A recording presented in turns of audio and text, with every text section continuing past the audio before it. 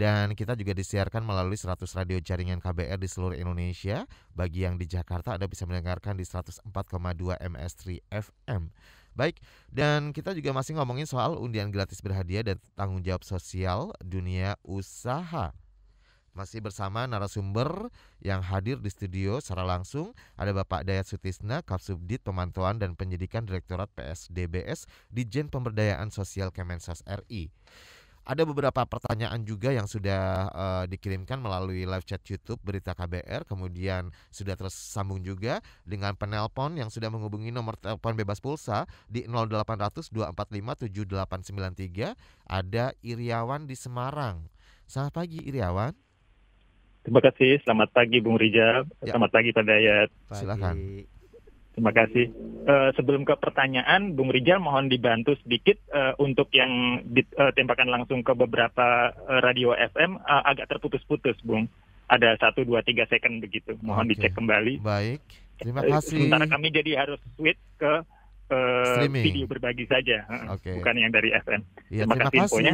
Nah, baik, saya langsung ke Pak Dayat. Pak Dayat, mohon izin, apakah ini bagian dari topik pagi hari ini yang UGB atau agak melebar sedikit, tapi poinnya masih tetap dengan case yang seperti ini adalah begini Pak, sudah cukup lama ya, sudah terjadi bertahun-tahun, tapi tampaknya cukup eksis jenis usaha yang biasanya ada di pusat perbelanjaan besar, begitu, dia ada satu gerai, begitu, jualannya itu produknya macam-macam, biasanya alat rumah tangga segala macam, dan kemudian nanti dia dalam tanda kutip cari mangsa.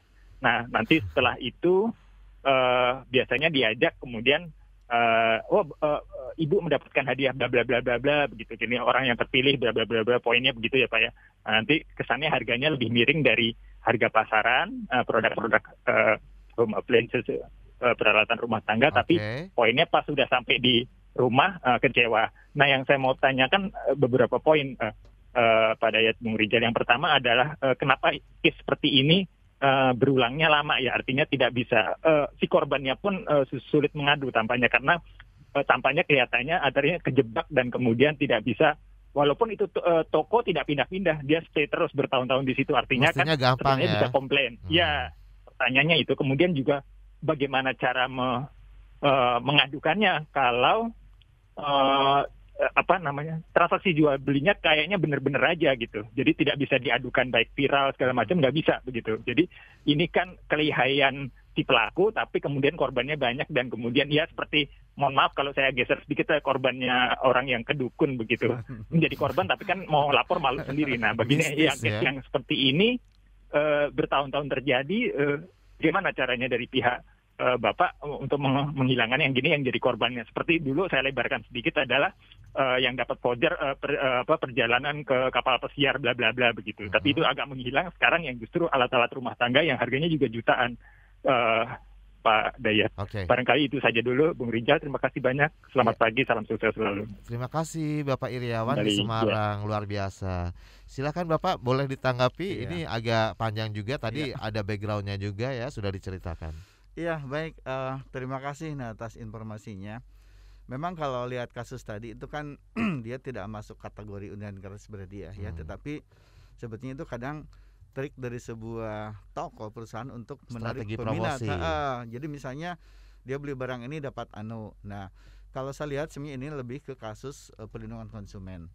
Nah, kebetulan di RUU PK yang sekarang dibahas itu termasuk pelanggaran-pelanggaran yang dia akan mendapatkan sanksi melalui Undang-Undang Perlindungan Konsumen. Jadi kalau menurut kami sih itu memang belum masuk ke ranah kami, tetapi mungkin tadi yang kaitan dengan hadiah voucher umroh atau ke kapal pesiar itu nanti akan coba kami cek Pak, karena itu mungkin nanti masuk UGB ya. Itu kan bisa nyerempet ke UGB, artinya UGB yang tidak berizin gitu kan. Nah, tentu nanti kami akan menurunkan petugas kami Pak untuk mengecek di lapangan tentang kondisi seperti itu. Baik, Pak Iriawan mungkin boleh langsung hubungi WhatsApp ya di nomor 081382444000. Silakan, bisa sebutkan dengan jelas di sana nama tokonya apa, penyelenggaranya seperti itu barangkali ya. Betul. Jadi biar cepat nanti akan mendapatkan solusinya. Jadi kalau soal yang pertama itu bukan ranah dari Kemensos ya, tanggung jawabnya ya Pak ya. Kalau yang soal strategi promosi, Betul, betul. Namun demikian sebenarnya perlindungan konsumen itu maksudnya ya. namun demikian sih kami juga kan sekarang memiliki tugas tidak hanya mengawasi yang berizin, tetapi yang tidak berizin. Jadi yang tidak berizin kita monitor, kita awasin, kemudian kita edukasi. Oke. Kalau setelah diedukasi kekeh tetap tidak mau berizin, Nah, ada baru sanksi. sanksi. Sanksinya apa nih Pak? Tadi disebutkan ancaman Iya. 1 tahun. Sebetulnya kalau di dalam Undang-Undang 2254 itu bagi yang tidak berizin 1 tahun kurungan. Oke. Nah, tetapi selama ini kita masih administratif. Kita bisa datangin, kita jelaskan kan, edukasi.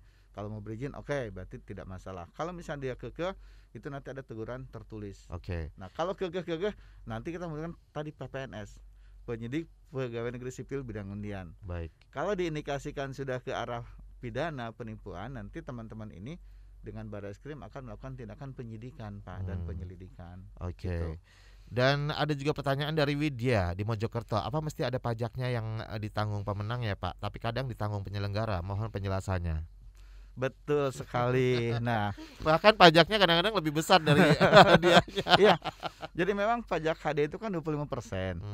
Jadi nanti ketika penyelenggara mengajukan izin, itu di mekanisme dia mencantumkan apakah pajak itu ditanggung oleh penyelenggara atau oleh pemenang. Nah, ada beberapa yang kami tahu itu ditanggung penyelenggara. Artinya pemenang dia tidak mengeluarkan biaya sebesar pun, free gitu kan. Tapi ada juga yang dia dibebankan, oh ini tanggung jawab pemenang, silahkan kan. Nah, kecuali misalnya tadi dia dapat kendaraan motor, pajak ditanggung pemenang, maka urusan nanti BPK BSTNK itu menjadi tanggung jawab pemenang. Gitu, Oke. seperti itu. Kira-kira seperti itu ya. Baik. Dan kalau berbicara soal penyelenggara nih Pak, penyelenggara UGB ya. Kira-kira apa nih tanggung jawab yang harus mereka laksanakan sebenarnya yang ditanggung oleh para penyelenggara ini Pak? Iya, yang pertama tentunya ketika dia mengajukan izin ya, dia tentu harus melengkapi persyaratan sesuai yang kita minta. Kemudian juga sebelum ke kita itu kan harus ada semacam izin, bukan izin, rekomendasi kalau kemarin dari PTSP Pak terkait dengan dokumen-dokumen legalisasinya kan. Maka ketika itu sudah disahkan oleh PTSP, kemudian mereka masuk aplikasi kita dan wajib tadi membayar.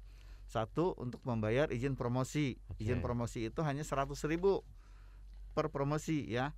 Dan itu masuk PNBP, penerimaan negara bukan pajak. Kemudian dia wajib membayar izin undiannya, itu 200.000 per periode undian. Itu masuk pendapatan negara bukan pajak juga.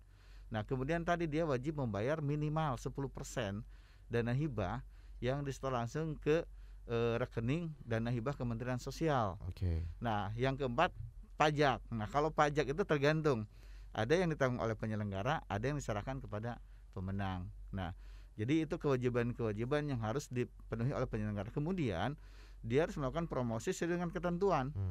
Jangan ketentuan izinnya A, ini B. Kemudian nanti dia juga melakukan penyegelan. Penyegelan itu artinya kita untuk mengecek sarana prasarana, kemudian data yang akan mengikuti undian. Kita pastikan bahwa itu betul sesuai persyaratan. Nah, kemudian pada saat penentuan pemenang, dia itu wajib dihadiri oleh petugas Kementerian Sosial, Dinas Sosial dan notaris serta ada kadang polisi gitu kan. Nah, kemudian juga yang tidak kalah penting adalah bahwa hadiah itu dipastikan sampai ke pemenang.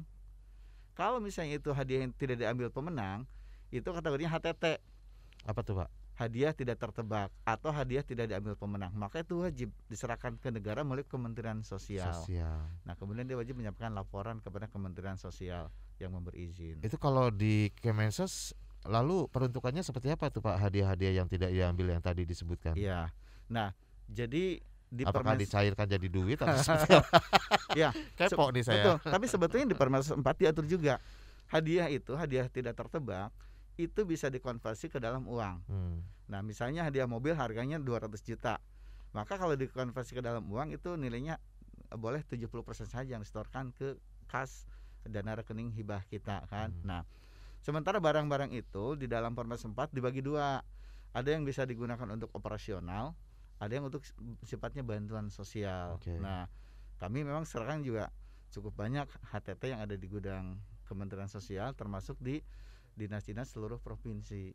Itu digunakan untuk bantuan sosial. bisa untuk lembaga-lembaga atau untuk masyarakat yang memang membutuhkan. Baik. Jadi bukan kembali ke penyelenggaranya ya. Tidak. Iya. Jadi kementerian saya hanya mengelola saja. Oke. Itu semua akhirnya untuk tadi kesejahteraan masyarakat. Baik. Gitu. Nah, ini kalau tadi kan tanggung jawab yang harus dilakukan oleh penyelenggaranya. Kalau bagi masyarakat sebagai penerima hadiah undian nih, apa saja kewajibannya, Pak?